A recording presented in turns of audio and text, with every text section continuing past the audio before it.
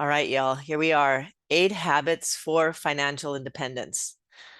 I'm really excited about this topic because I am feeling, I don't know if you're feeling it too, this momentum around 2024, around Age of Aquarius. I've been feeling so much renewed energy around my business, around how I do business, creative flow. And it's not that I didn't have that before. It's just like I'm just feeling it more intensely now. And I'm feeling also this opening to innovation and just doing things differently. Just like even more permission to do things your way. And I'm wanting to offer this particular episode right now because I want to invite you into thinking, feeling, relating differently around your money, around how you manage it.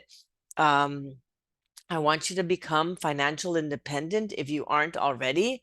And I want you to have the stability that you desire in order to make some moves in your life, in order to have some sense of like that you can like do things, that you have some sense of freedom with the money that you have, and that you can when I say make bold moves, it's not just for yourself, but really for the collective, because I know that if you're listening to this podcast, I know that you are collectively minded. I know that you care about other people. I know that you have dreams. You want to do things with your life and you want to support other people in that doing. So, I can't offer you advice because I am a licensed financial professional. And that's the irony, right? Like a lot of the people that are spouting advice and telling you, do this, do that, are not licensed. And the people that are regulated or subject to regulations in the industry that don't allow them to just make blanket statements. No, your finances are very individual to what your goals and dreams are, what your current situation is, whether you're in debt, whether you're not in debt, whether you have, money set aside, whether you don't. So it's always advisable that you sit down with a financial professional, such as myself or somebody on my team that will sit with you for free. We will sit with you for free because we have a mission of no family left behind, right? No people left behind. No, everybody gets financial education. Everybody gets access to the tools and platforms and solutions that we offer people. So let's start with the definition of financial independence. What does it mean? Financial independence means having enough financial stability and resources to support your desired lifestyle and meet financial goals without depending on others, right? And maybe depending on others means depending on your family to fund you, or depending on the government, right, for any type of financial assistance. It includes being able to cover essential expenses like housing, food, healthcare, education, as well as discretionary spending and future financial planning, right? Discretionary spending, it could be anything. It could be sort of like what you set aside for those collective goals and projects. And people achieve financial independence by generating income through investments, through savings, or their businesses, entrepreneurship, which help them maintain their desired standard of living or and achieve long-term financial security. So it also requires stewardship, right? The responsible management and control of one's finances, making informed decisions about spending, saving, and investing, right? And that's really what I want to focus here is that third piece, the responsible management and control of one's finances, making informed decisions. And to reach financial independence, you have to know your financial independence number, which is, we often call this the FIN. This is the amount of money you need to save so that you can live off the interest of what you have saved, of that lump sum, without needing to work anymore. And to calculate your financial independence number, your FIN, you want to figure out the yearly amount of money you want to have available to to support your desired lifestyle. Let's say, hypothetically, it's $8,000 a month in today's dollars, right? Without assuming inflation. That's a pretty reasonable number. It isn't your, it isn't like 10K or above, which would still be like, reasonable if that's what you desire. $4,000 a month is like, yeah, covers your expenses, but doesn't give you a lot of wiggle room. $8,000 a month gives you like a little bit of both, right? But it's still sort of like a humble number. So you want to take that $8,000 and divide it by 4%. So I would take 72,000, right? Because that's a yearly amount of $8,000 a month, and divide that by 4% to get almost $2 million. It's 1,800,000.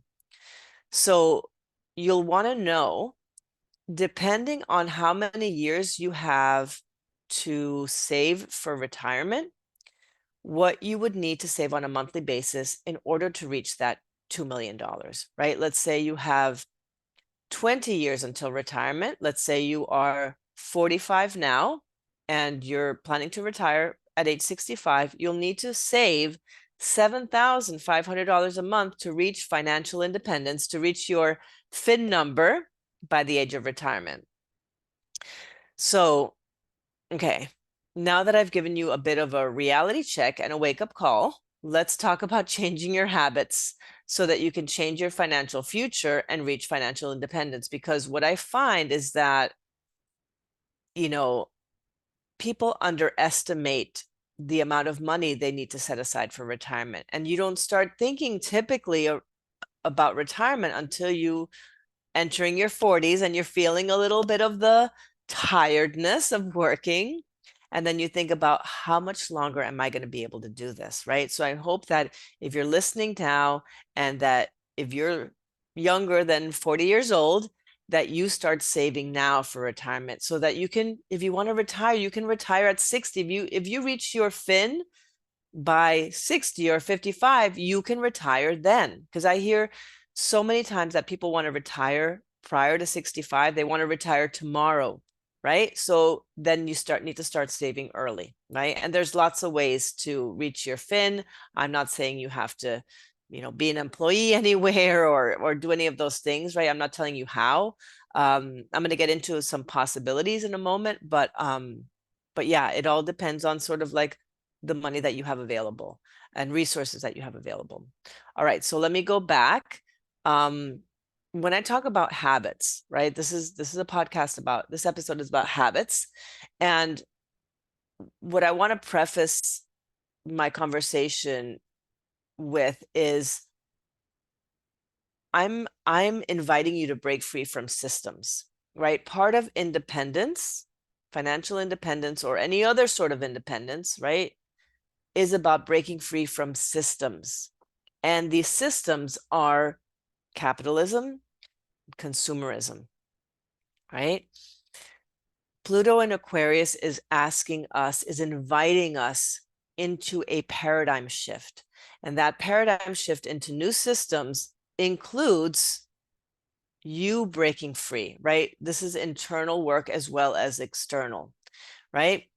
And when we think about systems in general, right, it includes the banking system, it includes the economic system, and we don't have a crystal ball into the future. I don't know what the banking system will look like in the future. I don't know what the new economic system will look like in the future, but I believe that it is in part created through us from the bottom up instead of from the top down. I want to invite you to think about your power as a consumer, right? I'm going to put that in quotes right now because I don't think of you as a consumer. I think of you as a person with a lot of power to make decisions. And the decisions that you make about your money will affect the economic system, right? Just as we saw in 2023, the way that people were buying and not buying things affected industries, affected lots of different industries. So I want you to really take that power into account and then make very conscious decisions about how you steward your money, right? I want to think of yourself as a creator, not a consumer, right? And so here are 8 habits to support you creating a healthier financial future, not only for yourself personally, but also thinking about the future in systems and collectively. So um, let's talk about retirement for a second, right? Thinking about what I said earlier about people underestimating the amount of money that they need to set aside for retirement. So most people have a 401k, maybe they have a SEP IRA, maybe they have a little bit in their Roth IRA, but they don't understand that that 401k is going to get eaten up by inflation, 3% per year, and taxes, 30%. And we don't know if that's going to go up or not. It's been predicted that taxes will go up higher than 30%. So this is the reason why it's important to invest in tax advantage strategies as well. One example being a Roth IRA. I know that there are limitations to how much you can put into a Roth IRA, but I find that people don't have as much in a Roth or don't have a Roth at all, versus a SEP IRA or a 401k. So definitely you want to be shifting your attention into tax advantage strategies. And there's also, cash value life insurance, which is, a super Roth where you're not limited by the amount of money you put in. You're not limited by, there's no restrictions on how much money you make, whether you qualify or not. That's not an issue with cash value life insurance. So just want to talk about that for a second. And then I also want to talk about consumer culture, right? Thinking about consumer versus creator. So the average person has $100,000 in consumer debt and only $5,000 in savings. And I don't say that to shame you or shame anyone. I say that because I've been there. I say that because our spending habits haven't changed as macroeconomics have changed. So, as macroeconomics have shifted, our behavior, all right, or our identity as consumers has not changed. And I think that we need to be more in alignment with the macroeconomics and not wait until like shit is hitting the fan in order to change our behavior, right? But it's sort of like human nature to stay comfortable, right? And so I'm inviting you again to be willing to be uncomfortable and to make changes before you are forced to. Yeah, and so when we don't see our behaviors change with the macroeconomics, we see that the debt savings ratio ends up being pretty skewed. So, and most of us have an unconscious consumer identity. We don't necessarily think of ourselves as consumers, but that's how we behave. And I've said this before, from our very earliest experiences, we are marketed to. Babies are marketed to, children are marketed to. I remember like My Little Pony, Barbie, like all the things. You need this thing. When you have this thing, you will be popular. You will have more friends. You will have more fun. Like our consumer culture has manufactured deficiency based on our age groups, right? Deficiencies and insecurities that they then market to in order to resolve, right? In order to resolve whatever they've manufactured with products and services, right? Whether it's makeup, whether it's clothing, whether it's a car or a house, right? And the other sort of human neurochemical attachment side to this is that we get dopamine hits from spending money. We get dopamine hits from, consuming in ways that like fulfill those insecurities, those manufactured insecurities or insecurities that we have from other places. We get dopamine hits from the objects we buy that we make mean something about us, such as clothing, like I said, cars, house. We feel a sense of pride, right? Like, oh my God, look at my car, it's so awesome. And we also soothe ourselves, soothe our emotions, by consuming food and going shopping. And we do this in small ways. Like we um, you know, we we tell ourselves we deserve something. Oh, you deserve a break. Like you've been working so hard, right? And so we soothe our burnout, we soothe our tiredness by consuming, whether it's food or, items, things. And so part of changing your habit is adopting a savings identity and getting dopamine hits from watching your savings and assets grow. And I'm happy to say that that is the truth for me. I don't mind spending money, but I don't get the thrill out of it that I used to. I feel like now it's like when I see my crypto gains going up, I'm just like, whoo, I get cold chills. I start to cry out of joy. Um, so seeing my investments go up is really like where I get my like reward, all my reward chemistry. Um, so, regardless of how much money you make, right? If you're listening to this and you're saying, well, I don't really make a lot of money, well, I want to tell you, you need to have a financial focus and a savings goal, regardless of how much money you make. And of course, I'm wanting to take into account the fact that, what our income hasn't really gone up with inflation, right? So we're seeing that all of the money that we make is having to go to food, the basics, right? Food, shelter, clothing, right? All of those things. I still believe that you can set a few dollars aside a day, right? Which adds up in a month to maybe $50, or maybe it's $100 for you. I want you to have a savings goal anyway. When you don't have a savings goal, you live paycheck to paycheck, regardless of how much money you make, and you will see your consumption increase as your income increases, right? Like, so let's say you're in a position right now where you're not making a lot of money, but when you don't have a savings goal, even when you make more money, that money will be spent. You will not save it.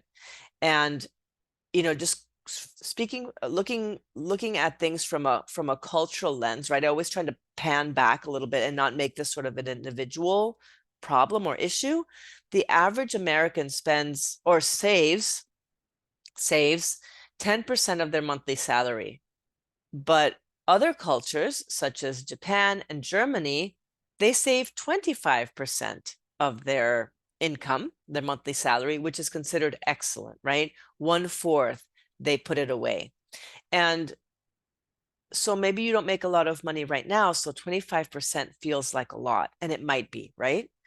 Whatever percentage it is, think of it like whether it continues to be 10% for you, think of it as paying yourself in the future. Don't think of it as deprivation. Think of it as paying yourself in the future.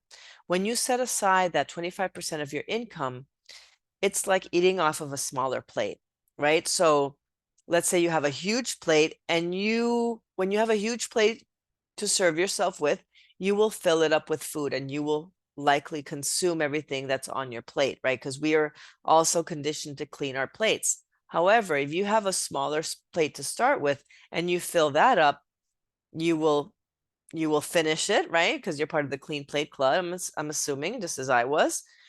And then you will feel satiated versus overstuffed with the bigger plate. So setting aside that 25% is like serving yourself from a smaller plate. That 25% you took off the top that you paid yourself with, that money never hits your bank account. So it's not available for you to spend. It's not available for you to like use on the everyday, like food and stuff like that. You will be surprised at how you make do with less and still feel satisfied with it. And again, if you don't feel satisfied with that smaller plate, then you want to look at where the deprivation's coming from. Like maybe it's an attachment thing and not a money thing, right? There's a possibility there. So, and I want to say again, this needs repetition. This whole narrative around, I deserve this, I worked hard for this, spending on yourself has a shadow side. You are deserving of savings as well, right? It's not just deserving of spending on yourself, but you are deserving of savings as well.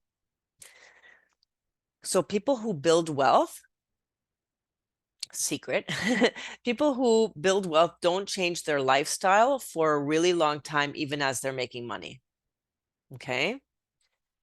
So this is part of learning to delay gratification. I like to think of it as extending your orgasm, right? You don't need to come right away. You can extend your orgasm. You can like delay gratification. You can like extend that a little bit. So don't buy new cars. Buy used or lease a vehicle. Stop buying meals on credit. Stop spending plug leaks in your expenses. For example, your subscriptions, track your spending. Like if you have an app that you track your spending with, do that if you need to. I'm sorry, I'm just getting over what I think was COVID last week. So I'm still have when I take deep breaths, I can feel myself wanting to cough. So yeah. So really look at your spending habits, in other words, like those subscriptions that you have, like there's a lot of things that you subscribe to, and it's just like, oh, it's just a few dollars here and there. But again, it adds up.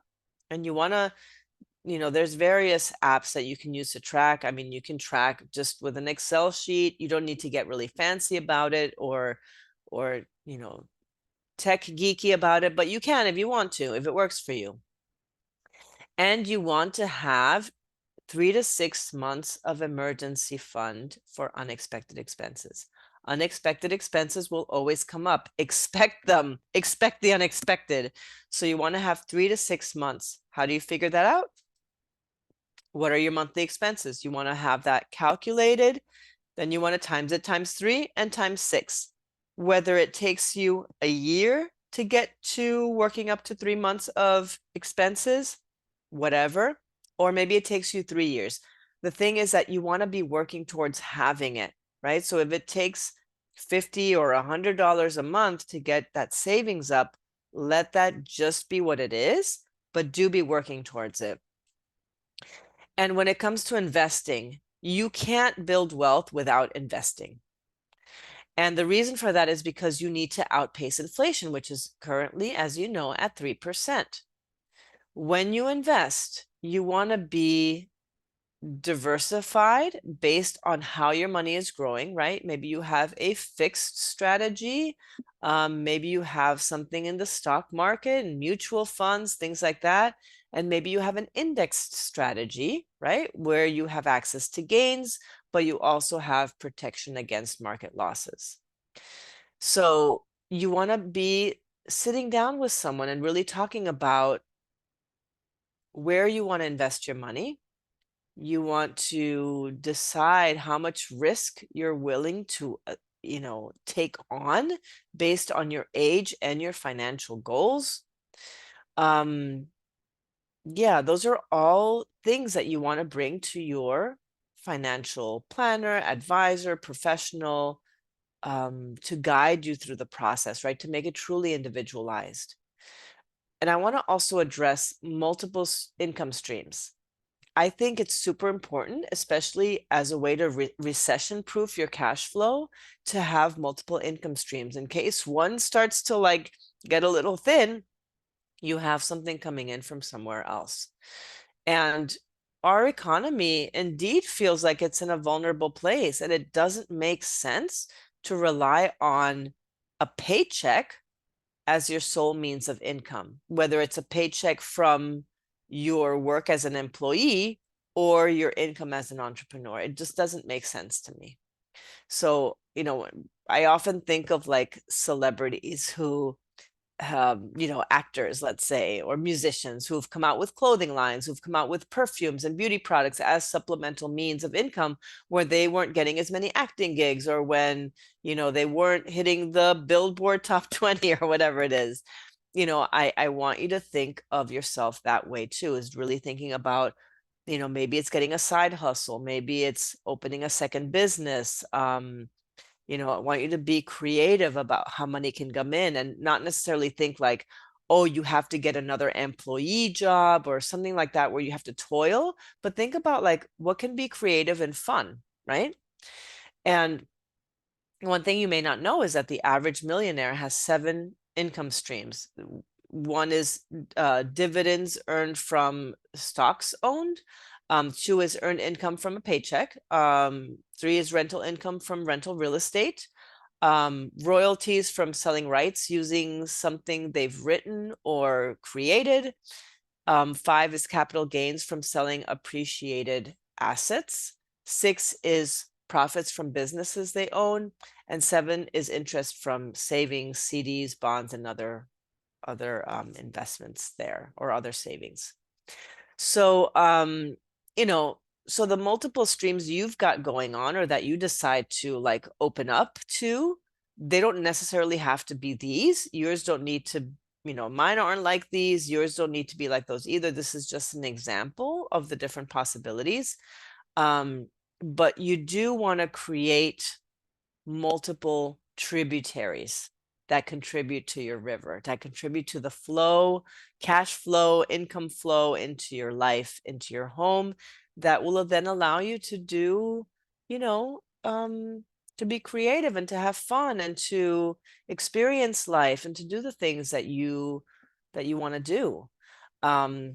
So I don't know if these were 8 habits, but I just gave an arbitrary number because I love people. I know people love a list, but it didn't necessarily come out like a list. It came out more like, let's focus on these things for 2024. Let's really you know, let's really sort of pull in the reins with how you've been spending and how you've been thinking of yourself as a consumer and really get into creator and empower you to sit down with someone if you need to sit down with someone, or really sort of like stop this whole avoidance around money and really begin to think of it as an act of self-love. So I'm hoping that you take on my invitation and put some of these things in place. And like I said, don't hesitate to reach out to me over social media, or you can click the link in the show notes so that you can book a financial strategy session with me. So, and again, those are free. Fill out a form. You'll match up with somebody from our team. So just take advantage of it. It's available and it really will change your game in 2024 and beyond. All right. Take care. Bye.